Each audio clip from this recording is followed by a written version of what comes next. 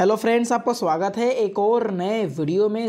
आज की ये वीडियो बहुत ही ज़्यादा महत्वपूर्ण होने वाली है क्योंकि आज के इस वीडियो में हम क्लास 10 हिंदी के टॉप 10 क्वेश्चंस देखने वाले हैं जो कि 2024 के बोर्ड एग्जाम के लिए बहुत ही ज़्यादा महत्वपूर्ण है।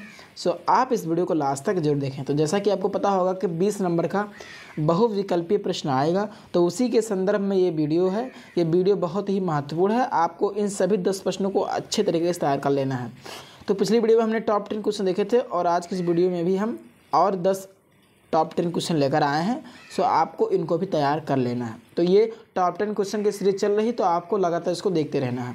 तो अगर आपने पिछली वीडियो को नहीं देखा जो कि मैंने बनाया था, तो मैं लिंक डिस्क्रिप्शन बॉक्स में या कमेंट बॉक्स में डाल दूंगा, आप वहाँ जाकर उसको भी देख सकते हैं। तो वो वीडियो भी बहुत ही महत्वपूर्ण, आपको उसको भी देख लेना है। तो चलिए हम आज की इस वीडियो को स्टार्ट करते हैं। तो पिछली वीडियो में हमने जो 10 बहुत ही ज़्यादा महत्वपूर्ण प्रश्न थे उनको देखा था और आज की वीडियो में हमने 10 क्वेश्चन और लिए हैं, तो आपको इनको भी देख लेना है। तो पहला प्रश्न आपकी स्क्रीन पर ये है।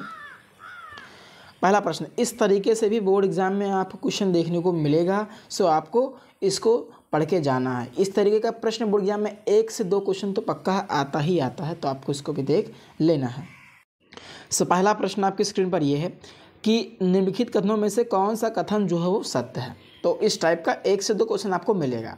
चलिए ऑप्शन पढ़ लेते हैं। पहला ऑप्शन ये है कि गुनाहों का जो देवता है वो किसकी रचना नहीं है, धर्मवीर भारती की जो रचना है वो नहीं है दिया हुआ। आपको ढंग से विकल्प को पढ़ना है। ये छोटी मोटी गलतियां हो जाती हैं, नहीं वाला तो अक्सर एग्जाम में छूट जाता है, तो इसको आपको अच्छे से ही पढ़ना है। चलिए देख लेते हैं दूसरा विकल्प क्या है। दूसरा विकल्प आपके सामने ये है कि चिंतामणि जो है के लेखक जो हैं वो हरिकृष्ण प्रेमी हैं, हरिकृष्ण प्रेमी हैं। और तीसरा जो है वो संस्कृत के 4 अध्याय रामधारी सिंह दिनकर जी की कृति है। और चौथा जो दिया हुआ डी ऑप्शन गबन नामक उपन्यास जो है वो मुंशी प्रेमचंद जी की रचना नहीं है। तो आपसे पूछा गया है कि कौन सा कथन जो है वो सत्य है। कोई एक 4 में से कोई एक विकल्प सही, आपको उसको OMR सीट में भरना है। तो चलिए, जैसे कि आपको पता होगा जो गुनाहों का देवता हो किसकी रचना है, धर्मवीर भारती जी की रचना है। लेकिन इसमें क्या दिया हुआ कि रचना नहीं है। इसका मतलब क्या है, ये कथन जो है वो असत्य है, यानी असत्य है। यानी गुनाहों का देवता धर्मवीर भारती जी की रचना है, परंतु ऑप्शन में क्या दिया हुआ है कि नहीं है, तो इसका मतलब ये गलत है। दूसरा विकल्प कहता है कि चिंतामणि के लेखक हरिकृष्ण प्रेमी हैं, लेकिन आपको ये पता होगा कि चिंतामणि के लेखक कौन है, आचार्य रामचंद्र शुक्ल जी हैं। तो ये विकल्प भी जो है वो गलत हो जाता है, तो ये भी गलत हो गया। और अगर हम डी वाला देखें तो इसमें ये लिखा हो कि गबन नामक उपन्यास जो मुंशी प्रेमचंद जी की रचना नहीं है। लेकिन वास्तव में क्या है, आपको पता होगा कि जो गबन है, गबन जो है वो किसकी रचना है, मुंशी प्रेमचंद जी की रचना है। लेकिन इसमें क्या दिया हुआ कि ये नहीं है, तो इसका मतलब ये विकल्प ही गलत हो जाता है। तो 3 विकल्प आपके गलत हो गए, तो अब एक तो सही रहेगा ही रहेगा। तो इसका ऑप्शन नंबर सी जो है बिल्कुल करेक्ट हो जाएगा कि जो संस्कृत के 4 अध्याय जो है वो रामधारी सिंह दिनकर जी की कृति है। तो एक से 2 क्वेश्चन बिल्कुल पक्का है, डेफिनेट है बोर्ड एग्जाम में ऐसा प्रश्न आएगा कि कौन सा कथन सत्य है या कौन सा कथन सत्य है, ये आएगा। यानी कौन सा कथन सही है, आपको एक विकल्प चुनना रहेगा और उसको OMR सीट मिलेगी, उसमें भरना रहेगा। चलिए अब हम दूसरे प्रश्न को देख लेते हैं। ये आपके स्क्रीन पर दूसरा प्रश्न है। दूसरा प्रश्न ये है कि ऐसा ही दूसरा प्रश्न इस टाइप का और हमने क्वेश्चन लिया है कि कौन सा कथन जो है वो सत्य है, यानी आपको एक विकल्प इसमें चुनना है, सत्य कौन सा है। तो गोदान मुंशी प्रेमचंद की रचना है, ये पहला विकल्प। दूसरा चिंतामणि के लेखक आचार्य रामचंद्र शुक्ल नहीं है। तीसरा संस्कृत के 4 अध्याय के मतलब कृति किसकी नहीं है, आचार्य दिनकर जी की, यानी रामधारी सिंह दिनकर जी की नहीं है। और फिर डी वाला जो है गबन नामक उपन्यास मुंशी प्रेमचंद जी की रचना जो है वो नहीं है। तो आपको पता होगा कि चिंतामणि के लेखक जो है कौन है, आचार्य रामचंद्र शुक्ल जी हैं, लेकिन इसमें क्या लिखा हुआ नहीं है, इसका मतलब ये गलत है। संस्कृत के 4 अध्याय किसकी रचना है, आपको पता होगा दिनकर जी की रचना, लेकिन इसमें क्या लिखा हुआ है, नहीं है, यानी ये भी गलत है। और फिर तीसरा गबन नामक उपन्यास जो मुंशी प्रेमचंद जी की रचना नहीं है, लेकिन वास्तव में क्या है, ये जो है मुंशी प्रेमचंद जी की ही रचना है, यानी ये भी ऑप्शन जो है वो गलत है।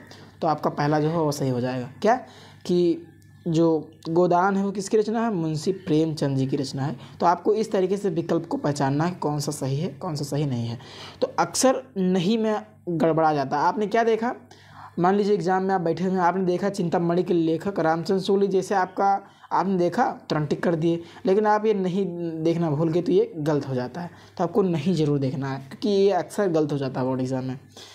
चलिए अब हम दूसरा प्रश्न देख लेते हैं। दूसरा प्रश्न आपकी स्क्रीन पर ये है कि अभी तो हमने इधर देखा कि ये सत्य वाले प्रश्न देखें, यानी कौन से कथन जो है वो सही है। अब हम गलत वाला भी देख लेते हैं, ऐसा भी प्रश्न आएगा। चलिए इसको भी देख लेते हैं। तो तीसरा प्रश्न ये है कि निम्नलिखित कथनों में से कौन सा कथन जो है वो असत्य है, यानी कौन सा कथन जो है वो गलत है। तो यानी 3 विकल्प आपके सही रहेंगे, कोई एक आपका गलत रहेगा। चलिए पढ़ते हैं ऑप्शन को। तो पहला ऑप्शन ये है कि गोदान जो है मुंशी प्रेमचंद जी की रचना है, ये बात सही है, यानी ये ऑप्शन सही है। अशोक के जो फूल है वो हजारी प्रसाद द्विवेदी जी की जो है वो रचना है, यानी ये बात भी सही है। चलिए ये भी सही है। रानी केतकी की कहानी के उपन्यास के रचनाकार जो हैं, मतलब रानी केतकी की कहानी के जो रचनाकार हैं वो इंशाअल्लाह खां हैं, तो ये बात भी सही है। तो 3 तो सही हैं, तो आपका चौथा जो है वो गलत हो जाएगा। कौन सा कथन असत्य है ये आपको बताना है। इसमें क्या लिखा हुआ, गुनाहों का देवता जो धर्मवीर भारती जी की रचना जो है वो नहीं है, तो यानी ये गलत है।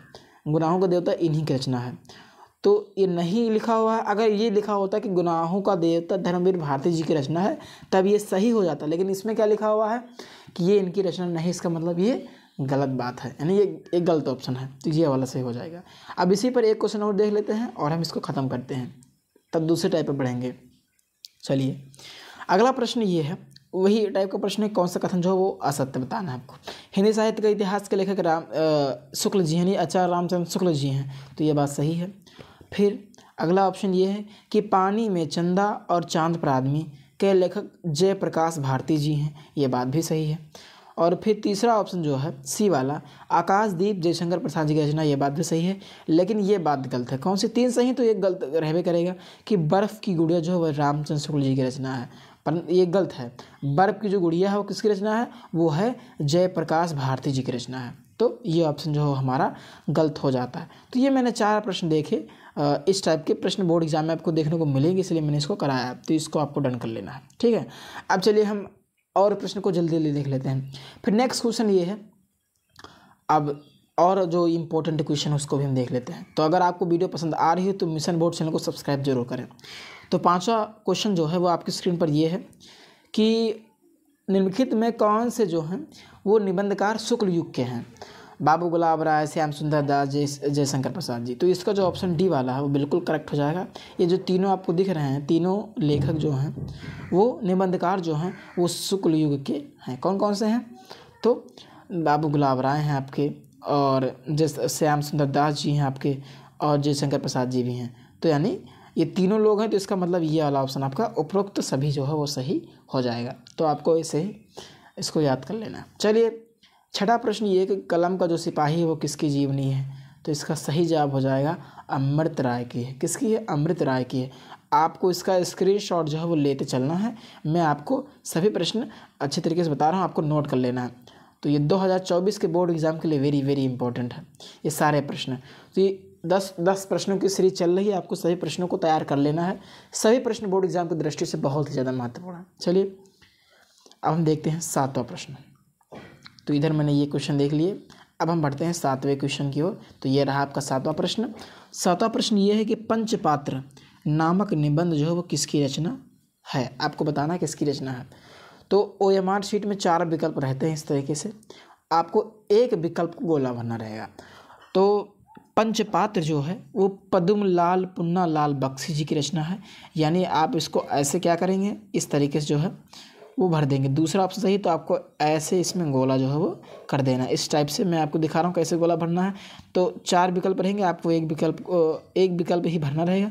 तो नीली पेन से आपको गोला भर देना रहेगा इस टाइप से। तो ये रहा। चलिए हम आगे बढ़ते हैं, अगले प्रश्न को भी देख लेते हैं।